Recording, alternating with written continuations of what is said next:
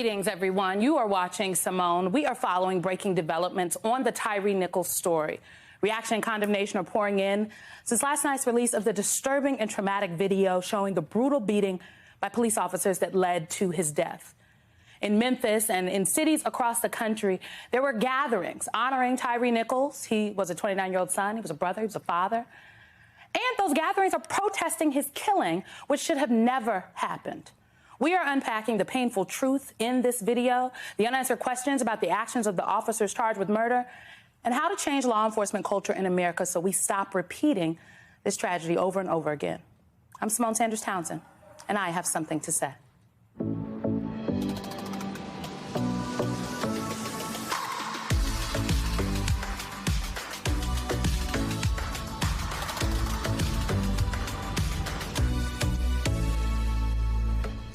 By now, you may have seen the video of Memphis police officers beating Tyre Nichols, an assault that started with a traffic stop and ultimately caused his death.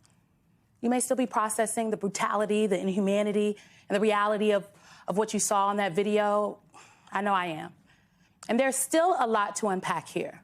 The city of Memphis and people in every corner of America are in grief. They're in shock over the video that was released last night of 5 former Memphis police officers viciously and senselessly beating a 29-year-old Tyre Nichols. People all over the country have taken to the streets to exercise their right to protest after seeing body cam video showing Nichols being beaten, kicked, and pepper sprayed. I did not want to show you the video again because of the trauma that I feel like it triggers. But after some thought, after speaking to my husband, I decided that these heinous acts, they need to be shown because it is very important for people to see the egregious behavior of those who are sworn to protect and serve and did everything but. But first, I'm going to play what happened when Tyre was pulled over. Now, officers said it was for reckless driving. The Memphis police chief says they found no evidence to support that claim. In the video, you're going to see officers dragging a very confused Tyre Nichols out of his car. I want to warn you that what we are showing you will be graphic. It'll be violent. It is disturbing. Here's a body cam video of the first encounter. Get the up. Get the up. Damn, I didn't do anything. Hey, I didn't turn your down. All right. On the ground. You don't do that, okay? Get on the ground. Get on the ground. Okay. I'm taser your ass. All right, I'm on the ground. Lay down. Yes, sir. Get down. Please stay on the ground. I think tase you. Get on the ground. Lay down. One. Now. Taser. All right. Okay. All right. Break your. Okay, dude. Damn. Put your hands back. Bitch, put your hands behind your back. Okay, stop. I'm gonna knock your ass. Hey, you guys are really doing a lot right now. Bro, lay down. I'm just trying to go home. In case you missed it, he said, I'm just trying to go home. After police used the taser on Tyre Nichols, he gets up and Tyre runs away. The police chase and eventually they catch him. I'm going to show you what happens when the officers catch him. But first I want to tell you about the person at the center of all of this. I want to talk about Tyre Nichols. He was a father. Here he is with his child. When the boy was a newborn, he was a son who still lived with his mom and his stepdad in a home where the family gathered every night for an evening meal. He had his mom's name tattooed on his arm. He was also a California native who loved sunsets and riding his skateboard, a friend to many.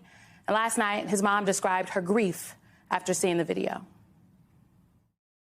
I loved him to death.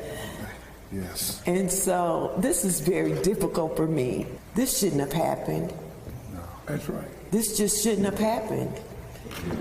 And we want justice for my son.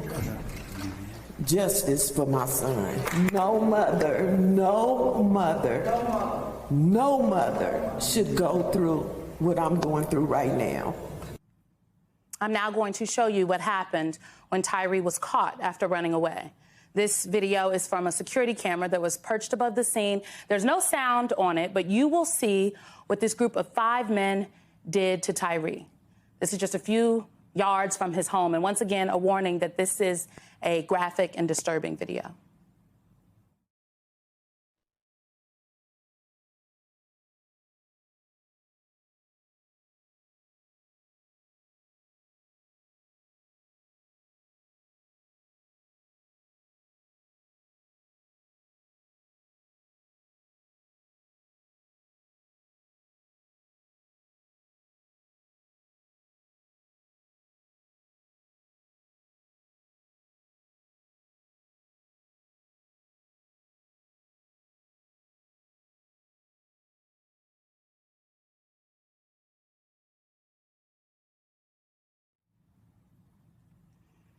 As for the officers that you just saw who carried out that heinous attack, that brutal beating, all 5 of those officers were fired on January 20th. They were taken into custody on Thursday, and all of them were released on Friday after posting bail. The officers face charges of second-degree murder, assault, kidnapping, misconduct, and oppression. 2 additional deputies were suspended after the sheriff saw their behavior on the tape. The sheriff's office is investigating. I'm joined now by NBC News correspondent Antonia Hilton, covering the story from Memphis, civil rights attorney Charles Coleman, a former prosecutor and an MSNBC legal analyst, also the host of the Charles Coleman podcast, and my good friend, Reverend Al Sharpton, the host of MSNBC's Politics Nation, who is speaking to us today as the founder and president of the National Action Network. He will be giving the eulogy for Tyre in his memorial service this upcoming week. Antonia, I'm going to start with you because you have been in Memphis for a couple of days. I have been watching you. You have had some very harrowing conversations with folks all throughout this week. What are you hearing from people on the streets today? This is almost 24 hours after the release of the video.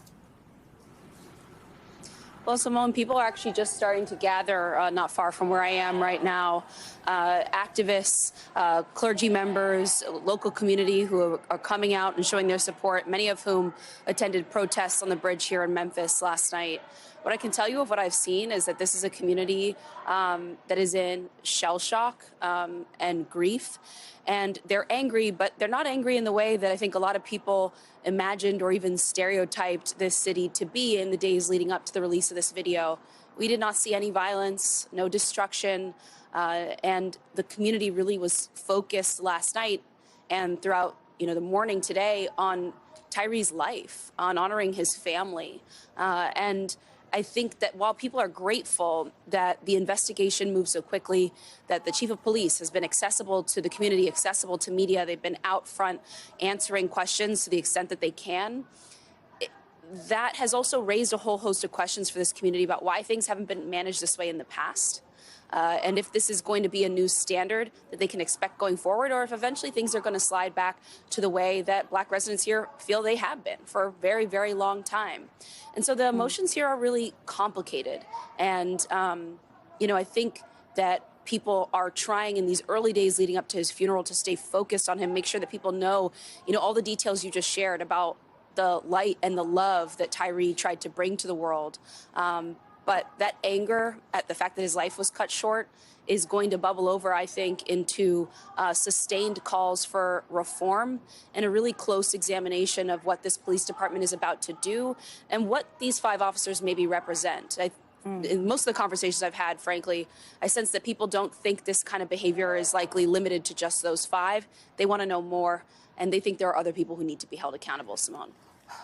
Rev, I'm wondering if you can respond to something that Antonia noted in there about how that the protests were largely peaceful, that there was no violence, and that folks are really asking questions about the police department and what this means. You've been in contact with Tyre's family. You'll be speaking to them in the next hour. The idea that there would be violence, the community, first of all, never said that there would be violence, but the violence was on the videos that we just played. Absolutely. Well, I think that what Antonia said is correct. The stereotyping and the alarm of will there be violence? Well, there was violence, so we wouldn't be having a funeral next Wednesday.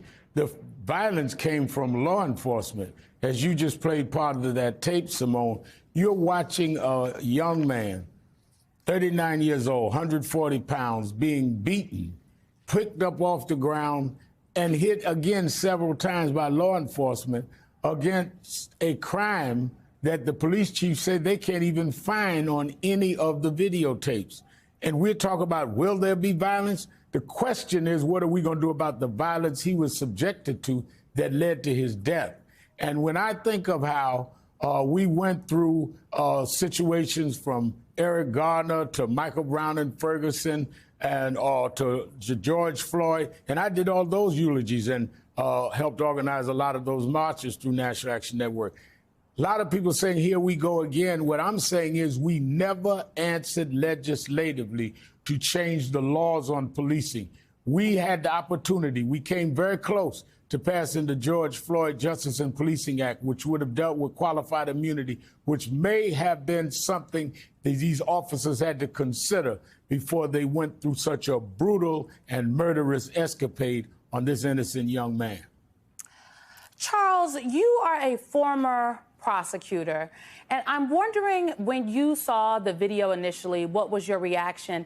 And if we could also just address the police report here, because what the Memphis Police Department said happened in their police report, they wrote down that they pulled him over, there was a confrontation, then Tyre Nichols ran, they caught him, there was another confrontation, and as they were arresting him, he complained about not being able to breathe. That is what they posted on their Twitter account, that's what the report said. The video that we saw debunks in the first 2 minutes what was in that police report. Well, Simone, the discrepancy that you've just highlighted is exactly what I noticed when I watched the video. I talked last night on the 11th hour with Stephanie Ruhle about the fact that when I watched the video, the thing that jumped out at me the most was the idea that as the video went on and things began to die down, after they had literally beaten Tyre Nichols to a pulp, you began to hear the officers say things like, "He reached for my gun." You began to hear the officers articulate things questioning whether he was somehow on some substance at the time. And I firmly believe that much of why that was being done was to create a record and establish some sort of line between their actions and reasonable doubt, because they began to realize what it is that they had done and they needed a way out. And so that's why you saw those things articulated on the video, especially the ones with audio. When he says, for example, "He reached for my gun," everyone knows that when you're talking about a police officer's use of force, those things are the golden ticket. Those are the golden words that people will use to try and justify lethal force or extensive force being taken against a suspect. And so those are Charles, the things that I want to play that sound that you just talked about, because there are folks that might not have seen or heard this. And I want to warn folks again, the video that you're about to see is graphic and disturbing. I know. I seen his ass run. Right on time. So I took his ass to the So ground. I like my leg, bro. I know I'm finna see it. It's all right, no more, bro. Yes, bro. Bro, Camera's on somewhere. Come on, fuck over here. that He hot. He hot as a mother. Hey, sit up, bro. Sit up, man. The physical manifestation of what you just described, Charles. Absolutely. And I also think that one of the things that's telling as to why we have the charges on the docket that we have already in terms of this indictment, if you listen to these officers, you would think that they just finished a football game. You would think that they just finished some sort of personal wrestling match in terms of how they got out of this, but for the use of language around "he reached for my gun and my leg," this, that, and the third. I think that the fact that these officers were in this space, they acted the way that they did, and that they failed to administer first aid to Tyre Nichols after exacting the level of brutality on him is exactly why you see the charges on the indictment that we've seen so far. And Simone, I fully expect that we may see additional upgraded charges from the DA going forward. Charles, you, Antonia, and Rev, I'm going to ask y'all to stick around because we still have more to talk about. There are more questions. So we're going to come back.